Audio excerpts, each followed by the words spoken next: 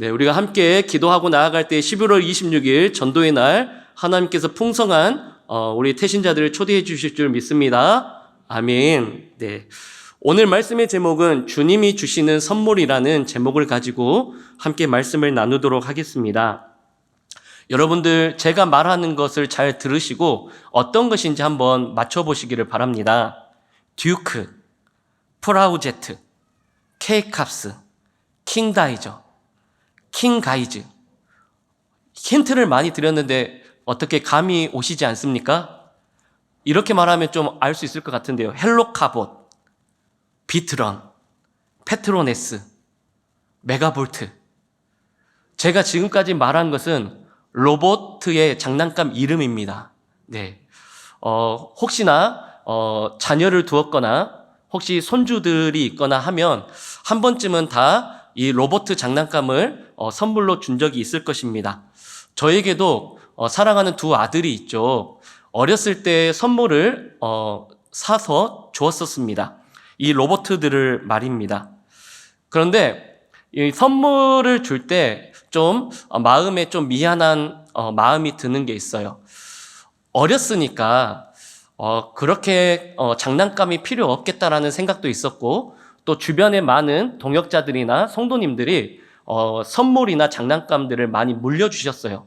그렇다 보니까 어리니까 굳이 비싼 장난감을 사줄 필요 없이 그냥 물려받아서 깨끗이 그 장난감을 아이들과 함께 가지고 놀았던 기억이 있어요. 그런데 어느 날 문득 집에 있는 장난감을 쳐다보니까 제가 사준 것은 거의 없는 거예요.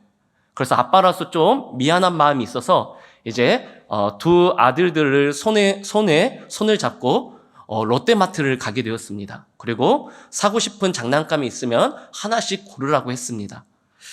역시 그 눈높이에 맞게끔, 나이에 맞게끔 로봇 장난감들을 고르는 거예요. 그리고 그것을 사주면서 그 기뻐하는 아이들의 모습을 보니까 참 행복했습니다.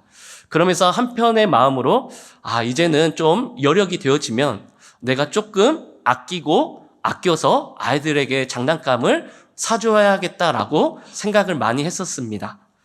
그러면서 그 선물을 사주면서 꼭 제가 질문하는 게 한 가지 있었습니다. 그 아이들에게 좀 생색을 내고 싶어서 이 로봇 누가 사줬어? 라고 하면 그 아들들이 어떻게 대답했을까요? 아빠가 사줬어 라고 했어요. 혹 엄마가 사줬어 하면 아니야, 아빠가 사줬어 라고 강조했던 기억이 납니다. 그래서 한 가지 에피소드가 있었습니다. 한 번은 이제 너무 바빠서 선물은 사줘야 되는데 함께 갈 수가 없었습니다. 어떤 롯데마트라든지 장난감 샵에 갈 수가 없어서 이제 온라인으로 결제하고 이제 선물을 이제 주문을 했습니다. 그리고 이제 저도 그 선물을 아이가 받았는지 너무나도 궁금해서 이제 퇴근을 하고 빨리 집에 찾아갔습니다. 그리고 집에 들어가 보니까 그 아이가 그 장난감을 가지고 놀고 있는 거예요. 그래서 또 질문을 했습니다. 생색내기 위해서 이 선물 누가 사줬어? 라고 할 때 당황스러운 대답을 한 것을 저는 잊지를 못합니다. 그 아들들이 어떻게 대답했을까요? 누가 선물을 사줬어? 라고 했을 때 택배 아저씨요 라고 하는 거예요. 왜냐하면 택배 아저씨가 전달을 해줬거든요. 그래서 참 웃긴 이런 일화가 있었던 것이 생각이 납니다. 이렇듯 여러분들의 삶 가운데서도 어떤 가족이나 친척이나 또 주변의 지인들에게 선물을 주거나 받은 경험이 분명히 있을 것입니다. 성경에서도 분명히 우리 예수님께서 이 땅에 오셔서 또 우리에게 많은 선물을 주셨다라고 성경에서는 기록하고 있습니다. 그렇다면 주님께서는 우리에게 도대체 어떤 선물을 주셨고, 또한 우리는 그 선물을 어떻게 가치 있게 의미 있게 받아들이고 감사해야 될까요? 우리가 선물을 주고받을 때에 그 선물의 어떤 가치와 의미를 깨닫게 되어지면 그 선물의 가치는 더 커지게 되어지고 그 선물을 주는 사람이나 받는 사람의 그 감동은 더 크게 되어지는 것을 우리는 경험할 것입니다. 최근에 저도 이 선물을 드림으로 인해서 큰 감동과 감격을 받은 경험이 있는데, 최근에 이제 휴가 때 어머니의 생신이었습니다. 그래서 부모님과 함께 식사하는 자리가 있었어요. 그래서 어느덧 우리 아들들이 이제 3학년, 1학년이다 보니까 한글을 쓸 줄 압니다. 그래서 아내가 이제 롤링페이퍼를 한번 쓰자 해서 이제 저와 아내 그리고 첫째와 둘째가 이제 한글을 통하여서 글을 써서 할머니의 생신을 이제 축하하는 편지를 썼습니다. 첫째 아들의 그 편지 내용은 이렇더라고요. 사랑하는 할머니, 우리 윤 씨 집안의 장남 윤하민입니다. 할머니의 생신을 진심으로 축하드리고 맛있는 김치를 담가주셔서 맛있게 먹을 수 있도록 해주셔서 감사합니다. 등등 저보다 더 간절하게 어떻게 그 편지를 읽으면 감동이 오게끔 썼더라고요. 또 둘째는 아직까지 어떤 문장 어휘 실력이 없기 때문에 간단하게 할머니 사랑해요, 할머니 생신을 진심으로 축하드려요 등등 썼어요. 그리고 저나 또 아내도 이렇게 편지를 썼죠. 그리고 조그만 선물과 함께 부모님과 식사를 하면서 그 선물을 드렸더니 어머니가 그 롤링페이퍼를 그 편지를 읽으시면서 우시는 거예요. 우시면서 끝까지 읽으시면서 그 편지가 다 끝났을 때 내가 이제 나이가 드는 모양이구나. 내가 이렇게 울게 되어서 너무나도 감격스럽고 고맙다 이런 말씀을 하셨어요. 그때 비로소 좀 철이 드는 것 같았습니다. 정말 정성스럽고 또한 정말 가치 있고 의미가 있는 선물이라면 그 선물의 가격과 정말 다르게 그 받는 사람은 또 너무나 감격스럽고 또 그 모습을 보는 선물을 주는 사람도 참 은혜가 넓겠구나라는 생각을 했습니다. 여러분들도 이와 같은 경험들이 있으시죠? 왜 제가 이 말을 하냐면 주님께서는 성경을 통해서 우리에게 선물을 주셨다라고 말을 합니다. 근데 그 선물이 무엇이고 그 선물의 가치와 의미를 우리가 깨달을 때에 주님께서 우리에게 주신 그 선물의 그 가치와 그 선물을 통한 우리의 삶이 더욱더 풍성해질 수 있음을 이야기를 하고 있는 것이죠. 특별히 오늘 본문은 예수님의 공생애 가운데 첫 번째 일어났던 표적입니다. 첫 번째 표적이라는 것에 큰 의미가 있는데요. 많은 성경학자들이 이 첫 표적을 통하여서 예수님께서 이 땅에 오셔서 예수님께서 이제 많은 사역들을 감당할 때에 그 사역의 어떤 의미와 목표와 의도를 파악할 수 있기 때문에 첫 번째 사역에 지금 주목했다라는 것입니다.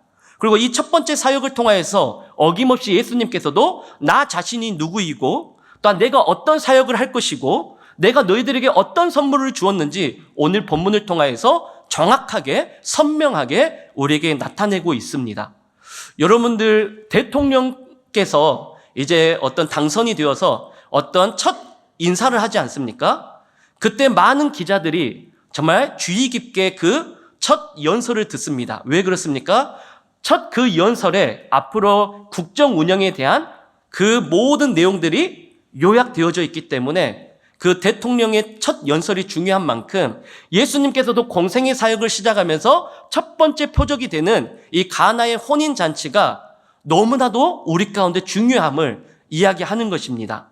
그렇다면 오늘 본문에서 예수님께서는 본인이 누구이신지를 분명히 밝히고 있는데 예수님은 구원자이시고 메시아임을 밝히고 있습니다.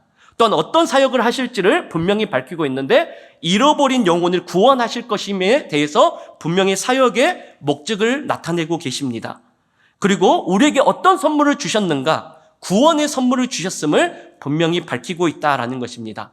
성경을 우리가 읽다 보면 하나님의 선물에 대해서 많이 나오는데 특별히 우리가 성경 구절을 찾아보기를 원하는데 스크린에 나올 것입니다. 에베소서 2장 8절 말씀인데요. 제가 읽어보겠습니다. 너희는 그 은혜에 의하여 믿음으로 말미암아 구원을 받았으니 이것은 너희에게서 난 것이 아니요 하나님의 선물이라. 아멘. 하나님께서는 우리에게 선물을 주셨는데 그 선물은 구원의 선물임을 분명히 밝히고 있습니다. 또 사도행전 2장 38절 말씀인데요. 이번에는 우리 성도님들이 한번 읽어보도록 하겠습니다. 시작.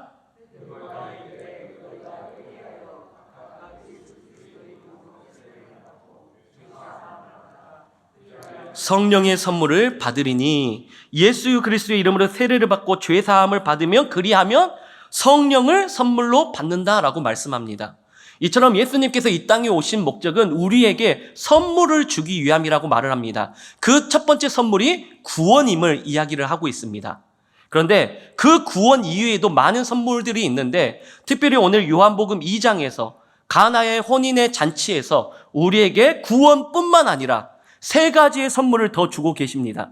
그 선물의 가치와 의미와 목적을 이 시간 우리 성도님들과 깊이 있게 나누기를 원합니다.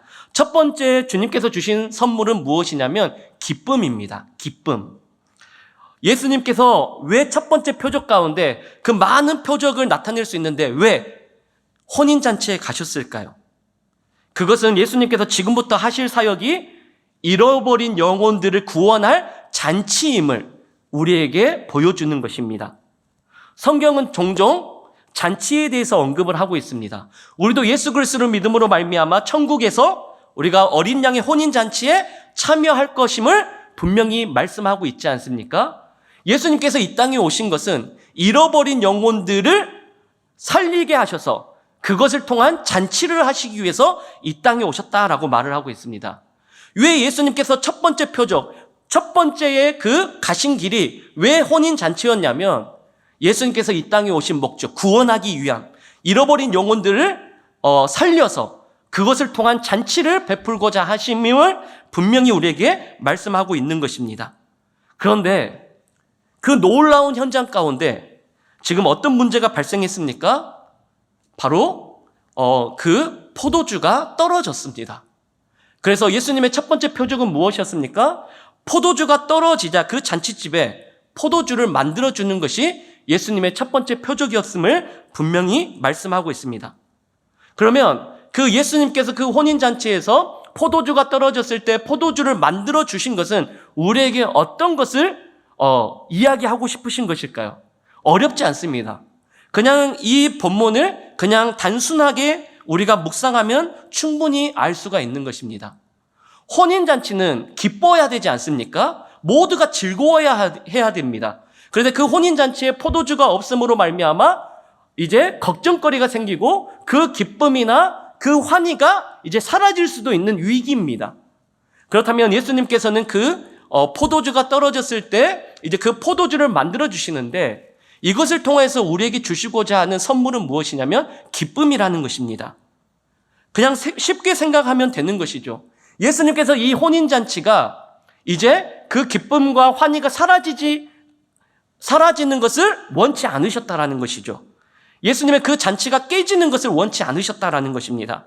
그 잔치에 참여한 사람들이 끝날 때까지 즐겁고 행복하게 하는 것이 예수님의 뜻이었음을 분명히 알 수 있는 것이죠. 이것이 바로 예수님의 마음이었다라는 것입니다. 예수님께서는 첫 번째 표적, 혼인잔치를 통하여서 그곳에 분명한 문제가 있었음에도 불구하고 그 문제를 통하여서 그 기쁨이 사라지는 것을 막기 위하여서 이와 같은 표적을 나타내셨습니다. 그것이 우리에게 주는 것은 우리의 인생 가운데 여전히 기쁨을 주시고 환희를 주시고 즐거움을 주시기를 위하여서 이 땅 가운데 오셨고 그 목적을 가지고 우리의 삶 가운데 늘 기쁨을 주시고 있다라는 것입니다. 예수님은 우리의 삶이 깨지기를 원치 않으십니다. 예수님은 우리의 삶이 잔치가 되어지기를 원하십니다. 예수님은 우리의 삶 가운데 기쁨이 충만하기를 원하십니다. 그래서 오늘 본문을 좀 각색해서 읽으면 이렇게 각색할 수가 있는 것이죠.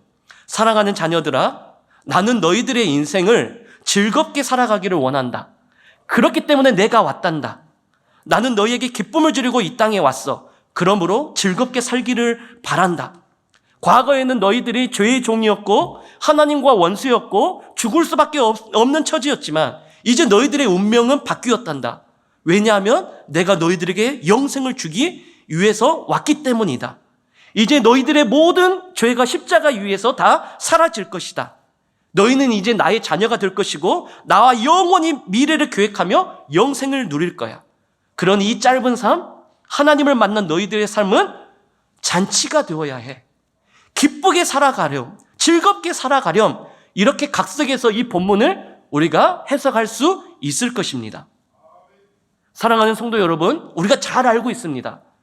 우리의 신앙은, 우리의 어떤 신앙의 여정은 분명히 눈물입니다. 고난입니다. 좁은 길입니다. 이것은 분명한 사실이지만 그러나 이것이 성경의 전부는 아닙니다. 왜 그렇습니까? 기독교의 신앙은 눈물과 고난과 좁은 길이지만 동시에 기쁨과 환희인 줄 믿으시기를 바랍니다. 좁은 길이고 고난이고 또한 우리가 가야 할 눈물이지만 동시에 기쁨과 환희가 있는 것입니다. 그러하게 주님께서는 우리에게 말씀하고 있는 것입니다. 하나님은 어떤 분이십니까? 바로 우리가 행복하게 살기를 원하시는, 우리를 지키시고 우리에게 행복을 주시는 분이시다라는 것입니다. 이 땅에 오신 목적이 우리에게 기쁨을 주시기 위함인 것을 믿으시기를 바랍니다. 그래서 예수님을 믿는다는 것은, 신앙생활을 한다는 것은 잔치인 것을 믿으시기를 바랍니다. 왜 신앙생활을 하는 것이 잔치일까요? 기쁨일까요? 왜 그럴까요? 예수님을 믿고 신앙생활을 할 때 구원의 기쁨이 생깁니다. 그 구원의 기쁨으로 말미암아 내 인생이 잔치가 되어지는 줄 믿습니다. 또한 하나님을 알아가게 되어지는 기쁨이 생깁니다. 그것이 잔치가 아닙니까? 또한 내 삶에 조금씩 하나님의 말씀으로 변화되어지는 기쁨을 통하여서 잔치가 되어집니다. 또 내 마음의 넓이가 깊어집니다. 과거에는 못했지만 이제 내가 기도할 때에 상대방을 향해서 용서할 수 있는 너그러운 마음이 생기기 때문에, 놀라운 기쁨이 생기기 때문에 잔치인 것입니다. 그래서 오늘 본문은 예수님을 믿는 것, 하나님께서 우리에게 주신 선물은 기쁨인 것을 말씀하고 있습니다. 그래서 사도 바울은 빌립보서 4장 4절 가운데 주 안에서 항상 기뻐하라, 내가 다시 말하노니 기뻐하라 라고 말을 합니다. 사랑하는 성도 여러분, 혹 우리의 삶 가운데 어떤 크고 작은 문제들로 인하여서, 그걸로 인해서 혹 어려우심을 당하고 있는 성도님들이 있습니까? 고난을 당하고 있는 성도님들이 있으십니까? 그때 웃는 성도님들이 되시기를 바랍니다. 그 문제는 분명히 어렵고 힘들 수 있지만 그 문제보다 크신 우리 하나님께서는 우리에게 기쁨을 주고 있다라는 것입니다. 이것이 바로 예수님께서 이 땅에 오셨고 우리를 향한 뜻인 것임을 분명히 밝히고 있습니다. 우리 모두는 환경이 좋을 때 다 누구나 웃을 수가 있을 것입니다. 그런데 어려울 때 웃고 기뻐하는 것은 아무나 할 수 없는 것입니다. 그렇게 힘들고 어려울 때 웃을 수 있는 자는 바로 예수님을 통한 구원받은 자인 줄 믿습니다. 또한 주님의 선물을 받은 기쁨이 넘치는 사람인 줄 믿습니다. 바로 이것이 우리 본래의 목적이고 또 지금 우리가 받고 있는 선물이다라는 것입니다. 그러면 서두에 제가 선물의 어떤 가치와 의미와 목적을 안다라면 그 감동과 감격이 배가 된다라고 말씀했지 않습니까? 하나님께서는 우리에게 구원의 선물을 주셨습니다. 기쁨의 선물을 주셨습니다. 그 목적과 의도와 가치를 우리가 알게 되었습니다. 그렇다면 우리가 예배 드릴 때에 그 구원의 감격이 앞으로 하나님 때문에 더 커지시기를 주님의 이름으로 축복합니다. 또 내 삶이 너무나도 힘들고 어렵더라도 주님께서는 내 삶 가운데 기쁨을 주시기를 원한다라는 그 하나님의 마음을 헤아린다라면 우리가 어떤 조그마한 일을 통하여서 소소한 기쁨이든지 간에 그 기쁨을 통하여서 더 큰 기쁨과 감사를 하나님께 올려드리는 저와 여러분들이 되어지기를 바랍니다. 그런데요, 이와 같은 구원과 기쁨이 우리에게 있는데 예수님께서는 그것을 어떻게 하라고 하실까요? 예수님을 믿지 않는 사람들에게도 구원받은 기쁨을 먼저 깨닫게 된 우리에게 나가서 전파하라고 말씀하고 있습니다. 예수님께서 이 땅에 오셔서 우리 각자에게 이와 같은 구원과 기쁨을 주시고 제자들과 더불어서 정말 수많은 곳에 가시면서 예수님의 말씀을 증거하시고 표적을 일으키면서 결국은 그 사람들까지도 예수님을 믿고 구원의 선물을 주고자 또 기쁨의 선물을 주고자 하기 위함 아니었습니까? 그렇다면 우리가 구원을 받았고 기쁨을 누린다라면 우리는 주체하지 못할 것입니다. 우리는 나가야 할 것입니다. 복음을 증거하고 또한 우리가 전도하며 선교하며 또한 나보다 어렵고 헐벗고 또한 어려워하는 이웃들에게 주의 사랑을 전하는 것이 주님의 목적임을 분명히 깨닫는 저와 여러분들이 되어지기를 바랍니다. 특별히 11월 26일 전도의 날입니다. 전도를 담당하는 목사이기 때문에 적용하고 싶은 것이 아니라 이것이 성경에서 하나님께서 말씀하시는 우리의 적용점이고 목적이고 의미다라는 것이죠. 힘들고 어렵겠지만 우리가 지금부터 기도함으로 하나님께서 주신 그 구원과 그 기쁨, 정말 이웃들에게도 전할 수 있는 저와 우리 네스동 교회가 되기를, 함께 우리가 마음을 모아 뜻을 모아 기도하는 교회가 되어지기를 주님의 이름으로 축복합니다. 두 번째로는 주님께서는 우리에게 어떤 선물을 주셨을까요? 바로 공급의 선물을 주셨다라는 것입니다. 저는 이 공급을 다른 표현으로 쓰고 싶은데 주님의 능력을 경험하는 삶으로 표현하고 싶습니다. 주님을 경험하는 삶. 우리가 정말 힘들고 어려울 때 우리가 필요로 하는 것이 있으면 주님께서는 그때마다 필요시마다 공급하여 주신다라는 것입니다. 주님의 능력으로 말미암아 그 모든 것을 능력 있게 우리의 삶을 채워주시고 경험할 수 있도록 도와주신다라는 것입니다. 오늘 본문을 보십시오. 일생에 한 번 이루어지는 그 결혼식 가운데 이제 모든 친지와 동네 사람들과 이웃들이 모여 있습니다. 지금 잔치의 시간은 지금 극도에 달해 있습니다. 절정을 이루고 있습니다. 그런데 그때 문제가 생기죠. 포도주가 떨어졌습니다. 이때 어떻게 해야 될까요? 살다 보면 이와 같은 모습이 우리 모습입니다. 종종 예상치 못한 문제들이 여러분들의 삶 가운데 일어나지는 않습니까? 이것이 결국 우리 인생의 모습인 것입니다. 문제에 부딪히는 순간 우리가 하나님께서 주시는 구원도 있었고 기쁨도 있었지만 문제에 부딪히자마자 그 구원도 기쁨도 사그라들 수 있다는 거예요. 예수님이 이 혼인잔치에 오셨지만 그럼에도 불구하고 문제가 일어나니까 예수님이 계시지만 지금 이 혼인잔치에 혼주들과 사람들은 이제 걱정거리가 생깁니다. 즐거움과 기쁨이 아니라 이제 걱정과 염려로 바뀌게 되었다라는 것입니다. 이제 웃음이 아니라 한숨이 나오는 시간이 되었다라는 것입니다. 이 모습이 문제와 맞닥뜨려지는 우리의 삶의 모습을 이야기하는 것 같습니다. 그렇다면 이와 같은 어려운 어떤 문제가 부딪힐 때 우리는 어떻게 해야 될까요? 본문에 보니까 예수님의 어머니였던 예수님의 어머니와 마리아는 어떻게 해야 할지를 분명히 알고 있었습니다. 그래서 다른 사람들은 몰랐을 것이지만 예수님의 어머니는 알고 있었습니다. 누구에게 정중하게 부탁합니까? 바로 예수님에게 부탁하죠. 왜요? 왜 예수님의 어머니는 알고 계셨을까요? 그가 성령으로 말미암아 그 예수님을 잉태했기 때문에 예수님이 바로 메시아임을 분명히 알았던 것이죠. 모든 문제를 해결할 수 있는 분이심을 믿고 알았다라는 것입니다. 그래서 그 예수님의 어머니는 예수님에게 이렇게 말하는 거죠. 이 혼인잔치에 포도주가 떨어졌습니다 라고 예수님께 말을 하는 것이죠. 그때 예수님의 반응이 어떠합니까? 여자여 나와 무슨 상관이 있나이까? 4절 말씀 가운데요. 여자여 나와 무슨 상관이 있나이까? 어떻게 보면 우리 한국적인 정서에서는 어머니를 여자여라고 하면 버릇이 없거나 혹은 사가지가 없다라고 표현할 수 있는 거예요. 그런데 이 지금 문장은 헬라어를 직역한 거예요. 바로 그냥 어머니를 여자여라고 표현했다고 생각하시면 돼요. 그런데 이 당시에 그 여자여는 정말 높이는 말씀이었다라는 거죠. 그렇게 쉽게 말해서 여자여라고 표현되었지만 어머님이라고 지금 부르고 있다라는 거예요. 그래서 어머니에게 공손하게 이렇게 말을 합니다.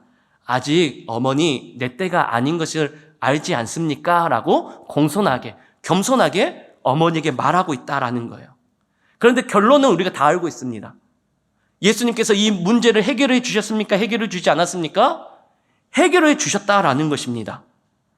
우리의 어떤 상식이나 능력으로 이해되지 않는 방법으로 예수님께서는 이 혼인잔치에 포도주가 떨어졌는데 그 문제를 해결해 주신 것을 볼 수가 있는 것입니다. 여기에서도 우리가 예수님은 어떤 분이신 것을 알 수가 있는 것이죠. 어떤 우리의 상식과 이성과 생각으로 우리의 어떤 죄의 문제를 해결하시는 것이 아니라 예수님께서는 어떤 분이십니까? 내가 정말 가늠할 수도 없고 판단할 수도 없고 내가 어떤 생각할 수도 없는 그 주님께서는 나의 죄를 위하여서 하나님의 방법으로 십자가에 달려 죽으셔서 우리를 구원하여 주시고 하나님의 자녀로 만들어 주신 분이심을 우리는 믿습니다. 이 혼인잔치에서도 인간의 어떤 이성과 생각을 뛰어넘어서 예수님의 방법으로 이 문제를 해결하는 것을 볼 수가 있는 것입니다. 이것을 통해서 우리에게 주시는 선물은 무엇입니까? 우리도 우리의 삶 가운데 맞닥뜨려지는 그 어려움들이 분명히 있을 것입니다. 그때 믿음으로 간절히 기도하면 주님께서는 우리의 필요를 공급해 주시고 주님의 능력으로 말미암아 그것을 해결할 수 있는, 또 그 해결되어짐으로 말미암아 주님의 능력을 경험할 수 있도록 도와주시는 은혜를 선물로 주시고 있다라는 것입니다. 바라는 것은 우리 모든 성도님들이 이 주님의 능력을 경험하는 삶을 살아가고 있습니다. 이 주님의 능력을 경험하는 삶은 오직 주님을 신뢰하고 의지하고 기도할 때 이루어지는 줄 믿습니다. 이것이 바로 예수님을 믿는 사람들의 특권인 것이죠. 무엇이 특권입니까? 하나님의 자녀가 된 하나님의 자녀들에게는 기도할 때에 하나님께서 응답하여 주시고 하나님의 놀라운 능력을 경험케 하여 주시고 우리의 모든 필요를 채워주신다라는 것입니다. 이 혼인잔치에서도 많은 사람들의 어떤 노력과 또 어떤 방법으로 이 포도주를 만들어낼 수는 없었습니다.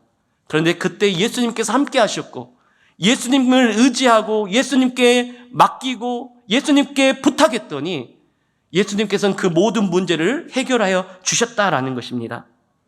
사랑하는 성도 여러분, 우리 삶 가운데 일어나는 모든 문제의 해답은 오직 예수님밖에 없음을 믿으시기를 바랍니다. 이건 역시 우리가 이와 같은 은혜와 선물을 받았습니다.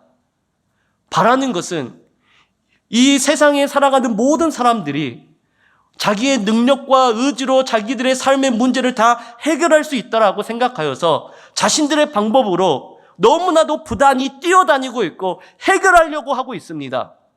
그런데 진정한 그들의 정말 본질적인 문제를 해결하지 못하고 영적으로는 피폐하고 죽어가고 있는데 그 영혼을 살리는 것은 오직 하나님이시고 예수님이시겠지만 그 하나님을 전하고 예수님을 전하는 것은 우리의 몫인 줄 믿습니다.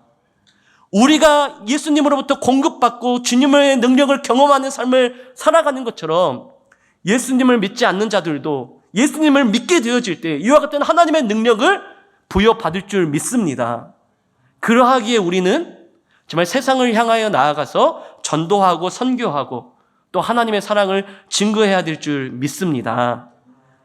바라는 것은 11월 26일 전도의 날이 세상 가운데 나와 정말 가깝고 정말 내 가족이고 또한 정말 내가 어떻게 그 사람의 어려움을 내가 어떤 물질적으로도 어떤 마음적으로 도와줄 수 없다라면 정말 그 부분을 위하여서 지금부터 기도하시고 그 사람의 그 삶에 일어나는 그 문제, 근본적인 문제는 오직 주님만이 하실 수 있사오니 그 분들을 주님 곁으로 하나님 앞에 전도할 수 있게 해달라고 하나님께 기도하는 저와 여러분들이 되어지기를 바랍니다. 이 은혜가 우리 내수동교회 가운데 가득하기를 주님의 이름으로 축복합니다. 마지막 세 번째로는 예수님께서 우리에게 주시는 선물이 무엇입니까? 바로 동행입니다. 주님께서 주시는 세 번째 선물은 동행입니다. 저는 이 동행을 주님과 함께하는 삶이라고 표현하고 싶습니다. 예수님께서 문제를 해결하는 방법을 보시기를 바랍니다. 예수님은 그냥 그 빈 항아리에 그냥 포도주가 있으라 하면 말씀으로도 그냥 포도주가 그 빈 항아리에 채워졌을 것입니다. 그런데 하나님께서 그 문제를 해결하는 방법이 다릅니다. 색다릅니다. 어떻게 하고 계십니까? 하인들에게 물을 떠오라고 명령하십니다. 하인들은 어떻게 합니까? 물을 한가득 담아왔습니다. 그랬더니 또 예수님께서 그 하인들에게 어떻게 말합니까? 이제 그 손님들에게 그 물을 나누어 줘라라고 명령하시죠. 결코 이것이 쉬운 일이 아니죠. 하인들 입장에서는. 물을 떠왔는데 많은 손님들에게 포도주입니다라고 물을 따른다라고 하면 그것을 쉽게 이행할 수 있는 사람들이 몇 명이나 있을까요? 잔치집에 온 손님들에게 맹물을 붓는다는 것은 어떻게 보면 실례이고 잘못하는 일일 것입니다. 그런데 예수님께서는 이와 같은 방법을 통하여서 하인들에게 명령합니다. 그랬더니 오늘 요한복음 2장 9절 말씀인데요. 우리 함께 읽어보겠습니다. 시작.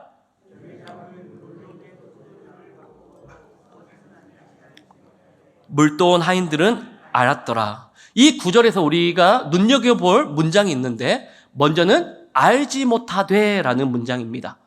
또 뒤에 나오는 알더라라는 단어입니다. 문장입니다. 무슨 말입니까? 하인들이 절대로 순종할 수 없는 그 예수님의 말씀에 순종하고 따랐더니 물이 포도주가 되었다라는 것입니다. 이것을 누가 알고 있었다라는 거예요? 하인들은 알았어요. 예수님께서 명령하시고 그 예수님의 명령에 하인들은 순종했기 때문에 그 물이 포도주가 된 것을, 빈 항아리에 포도주가 채워진 것을 하인들이 경험하게 되었다라는 것입니다. 또 반대로 그 잔치에 있었던 사람들은 그 예수님의 말씀을 듣지도 못하고 또 그 명령을 하인들이 이행하는지를 보지 못했기 때문에 물이 포도주가 된지, 빈 항아리에 포도주가 채워진지 전혀 알 수가 없었음을 이야기를 합니다. 이것을 통해서 우리에게 주는 예수님의 마음은 무엇입니까? 예수님께서 어떤 사역을 하실 때에 우리가 믿음으로 순종하고 거기에 우리가 참여하게 되어지면 이와 같은 기적과 표적을 우리도 경험할 수 있다라는 것입니다. 반대로 예수님께서 함께 하시고 계시고 예수님의 말씀을 전하고 있지만 그 말씀을 믿지 못하고 순종하지 못한다면 알지 못하게 되는 것이 바로 이 구절의 표현이고 모습이다라는 것입니다. 예수님께서는 우리에게 요구하고 계십니다. 예수님의 말씀을 들을 때에 믿음으로 순종하고 받아들인다면 예수님께서는 우리의 인생 가운데 놀라운 표적을 일으키실 수 있는 분이심을 우리에게 말씀하는 것입니다. 그런데 그 예수님의 말씀에 순종하지 않고 믿지 못한다면 그 손님들처럼 그저 그냥 기뻐하고 또한 그저 예수님께서 이와 같은 기적을 베푸신지를 알지 못하는 인생이 된다라는 것입니다. 저는 이 말씀을 통하여서 그렇구나. 우리가 예수님의 말씀에 순종만 한다면 이때 당시에 있는 그 가나의 혼인잔치의 표적보다 오병이의 표적보다 우리가 성경에 아는 그 표적보다 놀랍게 지금도 하나님께서는 일하시구나라는 것을 믿음으로 고백하게 되었다라는 것입니다. 제 삶 가운데서도 우리 내수동교회 가운데서도 지금까지 하나님께서 놀라운 표적을 일으키셨는데 앞으로도 더욱더 큰 표적을 일으키시는 그 하나님을 바라보게 되었다라는 것입니다. 적용하기로는 이제 후반기, 하반기 사역들이 시작되었습니다. 이제 분주하게 우리 성도님들이 즐거이 헌신하고 섬기고 또한 분주하게 바쁘게 주의 일들을 감당할 것입니다. 그런데 우리의 본심이 주님께 기도하고 하나님의 말씀을 들을 때 마음이 뜨거워지고 성령의 능력으로 그 말씀에 순종하여서 그 모든 사역들이 하나님의 놀라운 표적이 일어나고 그것을 우리가 알게 되어지는 역사가 우리 교회 가운데 가득하기를 바랍니다. 더 나아가서 11월 26일 전도의 날이 담임 목사님께서 말씀하시고 기도하고 성도들에게 권면하는 것처럼 우리가 전도가 사람을 많이 끌어모으는 것이 아니라 지금부터 그 주님의 마음을 품고 한 영혼을 사랑하고 기도함으로 나 또한 전도를 통하여서 내가 믿음적으로 성장되어지고 그 영혼들도 주님 앞에 나아오는 그 거룩한 시간이 되어지고 그것이 우리 교회의 본질과 정말 하나님께서 주신 사명으로 다가오는 사역이 되기를 우리 모두가 함께 기도해야 되지 않겠습니까? 오늘 말씀처럼 우리가 그 주님의 말씀에 순종하고 참여하게 된다면 하나님께서는 그 참여하고 순종하는 믿음의 모습을 통하여서 우리가 생각하는 것보다 더 크게 열매 맺게 해주시고 풍성하게 해주실 줄 믿습니다. 그랬더니 결과가 어떻게 되어집니까? 그 하인들이 그 예수님의 말씀에 순종해서 그 결과가 요한복음 2장 10절 말씀인데 우리 함께 읽어보겠습니다. 시작.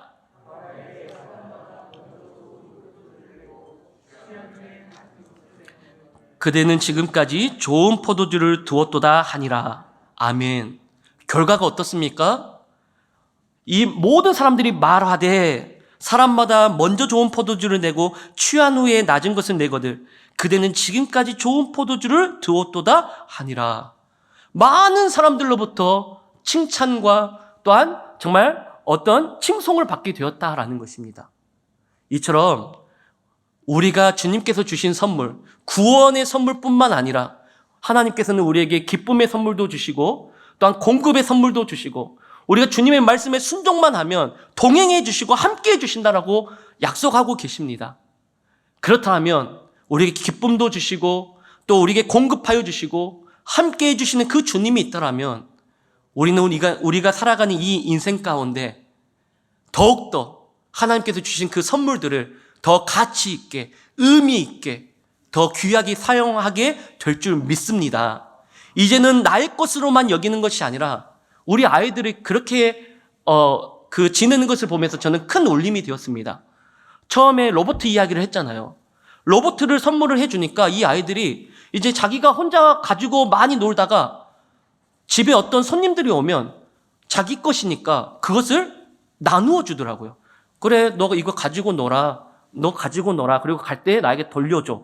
마음이 너그러워지는 것을 볼 수 있었어요. 또 자기가 이제 더 이상 가지고 싶지 않은 그 로봇들이나 선물들을 그냥 집에 갈 때 그냥 공짜로 주는 거예요. 나는 그 모습을 통해서 이거구나. 내가 정말 주님으로부터 구원을 받았고 기쁨을 받았고 공급을 받았고 함께 하심을 느낀다라면 이제 나만 가지고 있는 것이 아니라 주변 사람들에게 나눠줄 수 있는 너그러운 마음이 생기구나. 이것을 깨닫게 되었습니다. 이것이 주님께서 우리에게 요구하시는 모습 아니겠습니까? 너희들이 먼저 구원을 받았고 기쁨을 받았고 공급을 받았고 함께함을 누렸는데 이제는 너희들에게도 충분하지 않느냐? 이제는 너희들 만나는 모든 사람들에게 나누어 줄 수 있는 은혜가 있기를 바란다라고 주님께서는 말씀하실 것입니다. 그렇다면 주님께서는 언제나 우리의 기대보다 더 좋은 것을 하실 수 있는 분이십니다. 그래서 사도 바울이 이렇게 고백하지 않습니까? 에베소서 3장 20절 말씀입니다. 제가 읽어보겠습니다. 우리 가운데서 역사하시는 능력대로 우리가 구하거나 생각하는 모든 것에 더 넘치도록 능히 하실 이에게 아멘. 사랑하는 성도 여러분, 우리가 기도하고 하나님께서 주신 선물을 가지고 세상에 나아가 우리가 나누어 준다라면 하나님께서는 역사하실 것입니다. 우리가 생각하는 것보다 더 넘치도록 하나님께서는 일하실 것입니다. 전도 사역뿐만 아니라 우리 교회에서 일어나는 또 우리 교회가 세상을 향하여서 하고 있는 모든 사역들 가운데 이와 같이 하나님의 놀라우신 역사가 나타나기를 원합니다. 왜요? 우리 주님은 언제나 우리가 생각하는 것보다 더 큰 것을 주시는 분이시기 때문입니다. 말씀을 맺도록 하겠습니다. 사랑하는 성도 여러분, 우리 주님께서는 우리에게 구원의 선물뿐만 아니라 이 세상에 오신 목적이 우리에게 기쁨을 주시고 주님의 능력을 경험할 수 있도록 공급하여 주시고 주님의 말씀에 참여하고 순종할 때에 동행해 주시겠다라고 함께해 주시겠다라고 우리에게 선물을 주고 계십니다. 이 선물에 대해서 더욱더 감사하시고 날마다 주님의 이름을 높이는 우리 모습이 되어지기를 바랍니다. 그러면서 그 선물을 세상에 나아가 전파하는 우리 뇌수동교회가 되기를 함께 기도하는 우리 모든 성도님들 되기를 주님의 이름으로 축원합니다. 아멘.